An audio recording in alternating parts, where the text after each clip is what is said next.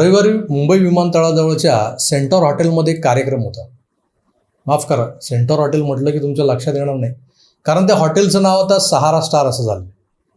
कार्यक्रम काय होता तर आमच्या गोरेगावातले ज्येष्ठ शिवसेना नेते खासदार गजाभाऊ कीर्तीकर यांनी लिहिलेल्या पुस्तकाचं प्रकाशन होतं.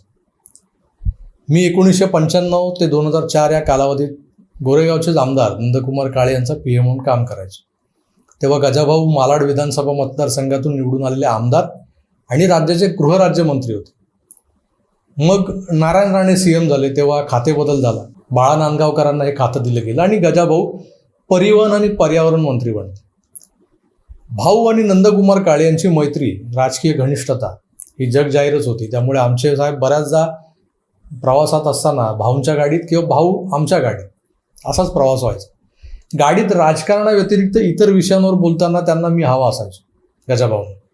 त्यामुळे गजाभाऊंशी माझं चांगलं गुळफीट जमलं होतं. स्थानिक लोकाधिकार समितीसारख्या लोकप्रतिनिधी घडवणाऱ्या शिवसेनेच्या अंगीकृत संघटनेतून गजाभाऊंची कारकीर्द घडली. त्यांना राजकारणाव्यतिरिक्त साहित्य, लेखन, संगीत सगळ्या अशा गोष्टींमध्ये रस होता, म्हणजे आहे, आणि त्याची बऱ्यापैकी जाणही आहे. त्यांचं वाचनही अफाट आहे. हातात पडेल ते न्याहाळणं आणि वाचनीय सापडलं जर त्यात काही तर ते वाचूनच खाली ठेवणं हा त्यांचा काके आहे. मागे बऱ्याच वर्षांनंतर मी आपला आकारचा वार्षिकांक घेऊन त्यांना भेटायला गेलो. प्रचंड गर्दी होती त्यांच्या कार्यालयात, तरी त्यांनी मला बघून वेळ दिला, बोलवलं. माझ्याशी बोलता बोलता त्यांनी तो अंक चाळला आणि त्यातला मी लिहिलेला एक लेख होता तो ताबडतोब वाचायलाही घेतला. आता आपली कामं घेऊन आलेली लोक अस्वस्थ चेहऱ्यानं माझ्याकडे नजर लावून बसलेली. हा कुठून मध्येच आलाय अशा आविर्भाव. मीही 10 वर्ष अशा गर्दीला हाताळलेलं आहे. त्यामुळं साहेबांकडे जरुरी काम घेऊन आलेल्यांना हे असे आदेश, जे आधेमध्ये जे पुस्तकं, साप्ताहिक किंवा विशेषांक घेऊन येणारे लोक की ज्यांच्यामुळे वेळ वाया जातो, ते लोक खूपतात. त्यामुळे अर्थातच मीही त्या लोकांना खूपच असणार. त्यावेळेला आकारचा अंक चाळतानाच भाऊ मला म्हणाले होते की मीही एक पुस्तक लिहितोय, कधीतरी फुरसतमध्ये तू ये, तुला दाखवतो काय काय केलंय मी. नंतर काय गजाभाऊंना भेटायला वेळच मिळाला नाही. ते आता या पुस्तकाच्या प्रकाशनाच्या निमित्ताने साधता आलं असतं, पण मी नेमका रविवारी गोव्यात होतो. पण माझं सगळं लक्ष त्या प्रकाशन समारंभावर होतं. कुठे लाईव्ह बघता येते का मी बघत होतो, कारण भाऊ तोरसेकरही जाणार होते या कार्यक्रमाला. आम्ही कोल्हापुरात एकत्र होतो, मी आणि भाऊ. तेव्हा मला भाऊ म्हणाले होते की मी जाणार आहे, कारण कोणी ना कोणी जुने शिवसैनिक भेटतील त्या कार्यक्रमात. आणि तसं झालंही. भाऊंना, गजाभाऊंच्या सकट नारायण राणे आणि इतरही जुने शिवसैनिक भेटले. ही संधी मी दवडली. भाऊंनी त्यावर एक व्हिडिओही केलाय काल. तर मित्र, मी या कार्यक्रमाच्या निमित्ताने काय बोलणार असं तुम्हाला वाटत असेल तर सांगतो. राणेसाहेबांनी या ठिकाणी आपल्या भाषणात सेंटर हॉटेलमधल्या त्या 140 मराठी कामगारांना कोणी देशोधडीला लावलं याबद्दल सुतोवाच केलं होतं. मी त्याच विषयावर थोडासा सविस्तर बोलणार आहे. नमस्कार, मी प्रभाकर सूर्यवंशी आणि तुम्ही पाहतात आकार DG9. मित्रांनो, 2005 सालची गोष्ट आहे. मी राजकीय व्यवस्थापनाचं काम बंद करून वेगळ्या क्षेत्रात शिरलो होतो, ऑफसेट प्रिंटिंग वगैरे. पण राजकारणाकडे लक्ष हे असायचंच माझं. त्याचवेळी केंद्रात NDAचं सरकार होतं आणि सरकारी क्षेत्रातल्या निर्गुंतवणुकीचं, डिसइन्व्हेस्टमेंटचं वारं वाहत होतं. याच दरम्यान भारत सरकारच्या अखत्यारीत येणाऱ्या हॉटेल कॉर्पोरेशन ऑफ इंडियाच्या पंचतारांकित हॉटेल्समधूनही या स्कीमचं वारं व्हायला लागलं होतं. पण ज्या हॉटेलचं उत्पन्न चांगलं आहे त्या ठिकाणी अशा पद्धतीनं खाजगीकरण कशाला करायचं हा साधासुद्धा प्रश्न होता. पण एअरपोर्ट समोरच्या सेंटर हॉटेलवर महाराष्ट्रातल्या एका बेरक्याची नजर पडली होती. त्याला एक गुंतवणूकदारही सापडला होता. देशात त्यावेळी सहारा इंडिया ग्रुपचा बोलबाला होता. याच सहारा इंडियाच्या सुब्रत राय सहारा म्हणायचे त्यांना, यांनी सेंटर विकत घेण्याचा प्रस्ताव मातोश्रीवर धाडला होता. तेव्हा माननीय बाळासाहेब सक्रिय नव्हते, तर सगळा कारभार हा उद्धवजीत सांभाळायचा. बाळासाहेबांना सहज म्हणून भेटायलाही मिळत नव्हतं. त्यात बाळासाहेबांचे जुने सहकारीच काय तर सेनेचे आमदार, खासदार, नगरसेवक यांनाही मातोश्रीच्या स्कॅनर खाली जावं लागायचं आणि पुढे बाळासाहेबांपर्यंत पोहोचणं कठीणच होतं त्यांना. नेमका तेव्हाच हा डाव साधला गेला आणि उद्धवजींनी केंद्राकडे सेंटरच्या खाजगीकरणाचा प्रस्ताव धाडला. बाळासाहेब हयात असल्यानं दिल्लीत मातोश्रीचं वजन होतं. दिल्लीचे नेते मातोश्रीच्या दर्शनाला यायचे, हजेरी लावून जायचे. मग काय, सुब्रत राय सहारा यांना हॉटेल कॉर्पोरेशन ऑफ इंडियाकडून ग्रीन सिग्नल मिळाला, सौदा ठरला. मध्यस्थी म्हणून यांचंही देणं घेणं पार पडलं. राणेसाहेबांनी हा किस्सा सांगितलाय, पण मी थोडा डिटेलमध्ये सांगणार आहे. तर सौदा पार पडला, पण सेंटॉरमध्ये युनियन होती भारतीय कामगार सेनेची. तिथल्या युनिटचा अध्यक्ष होता सदानंद परब. मित्रांनो, सेंटॉर हे 5 स्टार हॉटेल होता त्या काळचं. आणि महत्त्वाचं म्हणजे ते निमसरकारी व्यवसाय क्षेत्रात येणारं, सेमी गव्हर्नमेंट टाईप्स. कारण हॉटेल कॉर्पोरेशन ऑफ इंडिया म्हणजे सरकारी कंपनी, महामंडळच एक प्रकारचं. यातल्या कर्मचाऱ्यांना त्यावेळेचं मार्केटमधलं बेस्ट असं वेतन मिळायचं. वर खायची प्यायची चंगळ होती हॉटेलमध्येच. खायची प्यायची असे दोन्ही मुद्दा म्हणाले. मी स्वतः पाहिले. युनियन शिवसेनेची म्हणजे हे मराठी कामगार मस्तवाल झालेले. मी मुद्दाम सांगतोय कारण कर्मचाऱ्यांनी तिथल्या गेस्टना मारहाण करणं इथपर्यंतचे किस्से आहेत सेंटरमध्ये.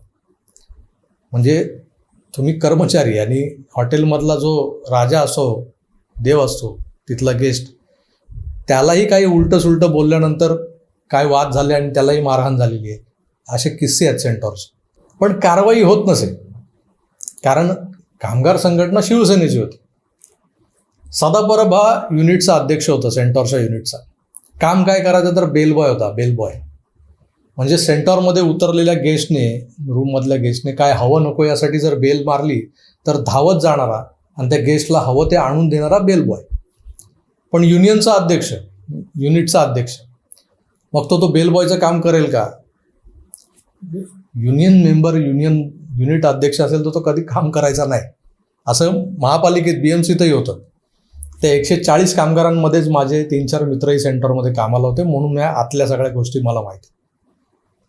त्यांना भेटायला मी बऱ्याचदा सेंटरला जायचो. एकंदर सेंटरमध्ये काम करणारा मराठी कर्मचारी वर्ग हा त्या कामात सुखी होता, त्यांच्या कामात. पण त्यांच्या या सुखावर घाला घातला तो त्यांनीच विश्वासानं मोठ्या केलेल्या भारतीय कामगार सेनेने. सूर्यकांत महाडिक अध्यक्ष होते युनियनचे, पण युनिटवर तसं वर्चस्व होतं सदा परब आणि अंधेरीच्या जयवंत परब यांचं. किरण पावसकर सुद्धा त्यावेळेला त्या युनिटसाठी काम करायचे, पण ते तेव्हा जेट एअरवेज वगैरे पाहिजे. सगळं काही सुरळीत चाललेलं असताना अचानक या कामगारांना नोकरीतून काढण्याचा प्रस्ताव आला. त्यानंतर युनियननं त्याला विरोध करायचा सोडून VRSचा मार्ग सुचवला. 4-4, 5-5 लाख रुपये घ्या आणि स्वेच्छानिवृत्ती लिहून द्या, असं सदा परब यांनी सुचवल्याचं कामगार सांगायचे. हे सगळेच कामगार मुळातले शिवसैनिक, पण यांच्या मुळावर कोण उठलं होतं तर शिवसेनेची कामगार संघटना. सदा परब आणि जयवंत परब हे 140 मराठी कामगार हतबल झाले होते.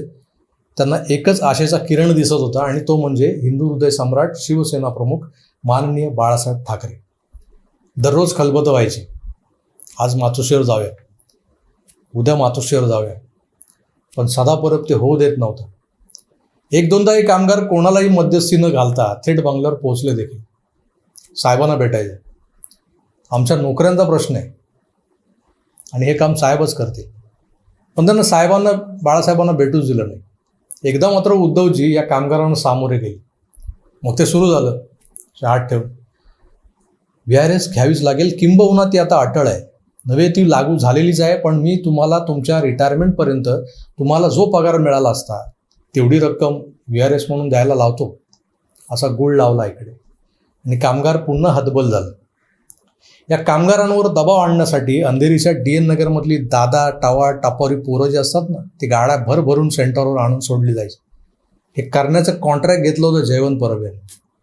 सेंटरच्या गेटवर अनेकदा या पोरांची आणि कामगारांची बाचाबाची व्हायची, अनेकदा हाणामाराही झाले, पण कामगार काय हटत नव्हते. दिल्लीत केंद्र सरकारने सहारासोबत करार केला आणि सहाराने मुंबईत कोणासोबत केला हे तुम्हाला सांगायला नकोच. काल राणेसाहेबांनी आकडाच सादर केला की प्रत्येकी 5 लाख रुपये, यानुसार 7 करोडमध्ये हा सौदा ठरलाय आणि सेंटरमधला मराठी कामगार देशोधडीला लागला. या कामगारांना त्यावेळेस किमान 20 लाख रुपये मिळायला हवे होते, पण हातात पडले 4 लाख, 5 लाख. नाही घेतले तर तंगड्यात ओढीन म्हणणारे गुंड बाहेर उभे असायचे गेटच्या. रात्रपाळी संपून पहाटे निघालेल्यांच्या घरापर्यंत पाठलाग करायचे. यांना नडायला कमी नसते पडले हे कामगार, कारण ते होते सुद्धा शिवसैनिकच, पण सतत तेच रोज कोण सहन करणार. एक प्रकारचा मानसिक दबाव निर्माण झाला.